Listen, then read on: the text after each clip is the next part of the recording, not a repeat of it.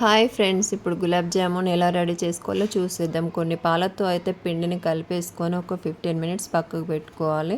తర్వాత కొంచెం కొంచెంగా పిండిని తీసుకుంటూ హ్యాండ్స్తో లైట్గా ప్రెస్ చేస్తూ రౌండ్గా బాల్స్ లాగా చేసుకోవాలి. అలా అయితే క్రాక్స్ రాకుండా ఉంటాయి. తర్వాత డీప్ ఫ్రైకి సరిపడా ఆయిల్ తీసుకొని ఆయిల్ వేడెక్కిన తర్వాత మీడియం ఫ్లేమ్లో పెట్టుకొని బాల్స్ అయితే అన్నీ వేసుకొని అన్నిటిని వేయించుకోవాలి. గోల్డెన్ కలర్ వచ్చేంత వరకు బాల్స్ని అయితే మనం ఫ్రై చేసుకోవాలి. మీడియం ఫ్లేమ్లో పెట్టుకొని బాల్స్ని ఫ్రై చేసుకుంటే లోపల దాకా కుక్ అవుతాయండి. చూడండి, ఇలా గోల్డెన్ కలర్ వచ్చేంత వరకు బాల్స్ని అయితే మనం ఫ్రై చేసుకోవాలి. ఇలా అన్ని బాల్స్ను ఫ్రై చేసుకొని ఒక బౌల్లోకి తీసుకుందాము. చూడండి, బాల్స్ అయితే రెడీ అయిపోయాయి. ఇప్పుడు మనం పాకానికి రెడీ చేసుకుందాము. ఒక కప్పు పిండికి అయితే 2.5 నుండి 3 కప్పుల వరకు అయితే మనం షుగర్ తీసుకోవాలి.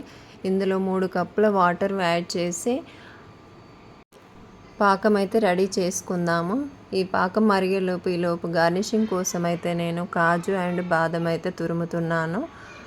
మా పాప ఏదో అడగడానికి వచ్చింది, వీడియో చేస్తున్నానని వెనక్కి వెళ్ళిపోయింది. చిన్న పీసే కదా అని ఒకటైతే నోట్లో వేసుకున్నానండి. చూడండి, ఈలోపు పాకం అయితే రెడీ అయిపోయింది ఆల్మోస్ట్. ఇందులో కొంచెం యాలకుల పొడి అయితే తీసుకుందాము. యాలకుల పొడి వేసుకున్న తర్వాత స్టవ్ ఆఫ్ చేసే ముందు 2 స్పూన్ల నెయ్యి అయితే వేసుకున్నాను నేను. ఆ తర్వాత స్టవ్ ఆఫ్ చేసుకొని పాకం చల్లారబెట్టుకుందాము. మరీ చల్లగా కాకుండా గోరువెచ్చగా వచ్చేంత వరకు పాకం చల్లార్చుకున్న తర్వాత చూడండి, గోరువెచ్చగా అయితే అయిపోయింది. ఇప్పుడు బాల్స్ వేసేసుకుంటున్నాను నేను.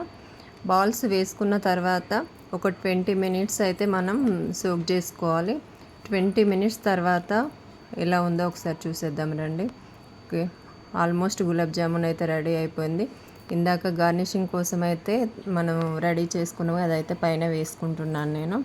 చూడండి ఫ్రెండ్స్, గులాబ్ జామ్ అయితే రెడీ అయిపోయింది. మీకు నచ్చితే లైక్ చేయండి, షేర్ చేయండి, సబ్స్క్రైబ్ చేయండి. Thank you so much friends. Gulab jam చేసింది ఎలా బాగుందో చెప్పండి.